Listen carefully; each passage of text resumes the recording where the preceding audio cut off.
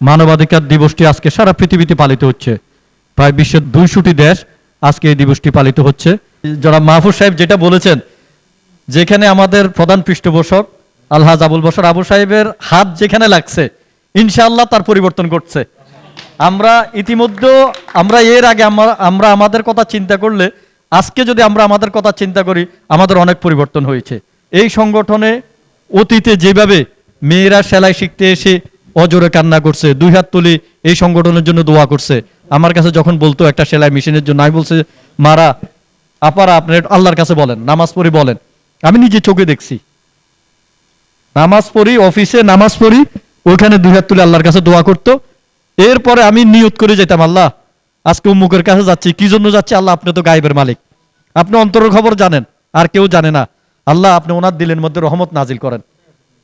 আমি এটার জন্য ওনার কাছে যাচ্ছি, উনি যাতে আল্লাহ আমাকে কি না করে, খালি হাতে ফেরত না দেয়, উনি যদি আমাকে কোনো ধরনের বেইজ্জতি না করে, ইয়া আল্লাহ আপনি ওনার প্রতি খাস রহমত নাজিল করেন। আমি বিসমিল্লাহ তাওয়াক্কালতু আলাল্লাহ দোয়া পড়ি, তারপরে বের হয়ে যেতাম। ইনশাআল্লাহ আমি সফল হয়েছি। তো আমাদের আজকের প্রধান অতিথি এখানে উপস্থিত আছেন, উনি যদি ওইভাবে একটু আমাদেরকে যদি একটু গাইডলাইন দেয়, তাহলে আমরা আমাদের কার্যক্রমটা খুব সহসা, আমরা চাচ্ছি জানুয়ারির থেকে মানে এটা সচল করার জন্য, তো আমরা কিভাবে করতে পারি। আর আপনাদের প্রত্যেকের কাছে আমি দোয়া চাইবো, আপনারা এই মানুষগুলোর জন্য দোয়া করবেন। ওনারা আপনাদের কাছে আর কিছু চায় না, কি চায়? শুধু একটু দোয়া চায়, শুধু একটু দোয়া চায়, আর কিছু চায় না। আপনাদের কাছে টাকা পয়সা ধন সম্পদ কোনো কিচ্ছু চায় না। শুধু আপনারা ওনার জন্য একটু 2 হাত তুলে আল্লাহর কাছে দোয়া করবেন, আল্লাহ তাআলা যাতে ওনাদের ব্যবসা বাণিজ্যগুলো ভালো করে দেয়, ওনাদের ব্যবসা বাণিজ্যগুলো যাতে আল্লাহ তাআলা ঠিকমতো চলে, তাহলে দেখবেন যে ইনশাআল্লাহ আমাদের কার্যক্রমগুলো ঠিকমতো চলবে। আপনারা শুধু 2 হাত তুলে ওনাদের জন্য দোয়া করবেন। আমাদের যে উপদেষ্টারা অতীতে আমাদের এই ফাউন্ডেশনে ছিল, অনেকে আজকে হয়তো নাই, ওনাদের জন্য দোয়া করবেন। আল্লাহ তাআলা যাতে ওনাদেরকে কবরের মধ্যে একটু শান্তিতে যাতে ঘুমাইতে পারে, আল্লাহ তাআলা যাতে সেই ব্যবস্থা করে দেয়। আপনারা ওনাদের জন্য শুধু দোয়া করবেন। ওনাদের শুধু চাওয়া পাওয়া হলে যে একটা, শুধু দোয়া, আর কোনো কিচ্ছু না।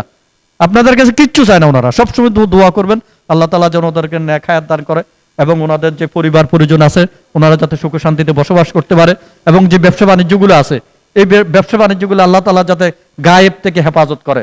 আল্লাহ যদি হেফাজত করে, দুনিয়ার কোনো মানুষ তার উপরে কিছুই করতে পারবে না। আপনারা শুধুমাত্র ওনাদের জন্য দোয়া করবেন।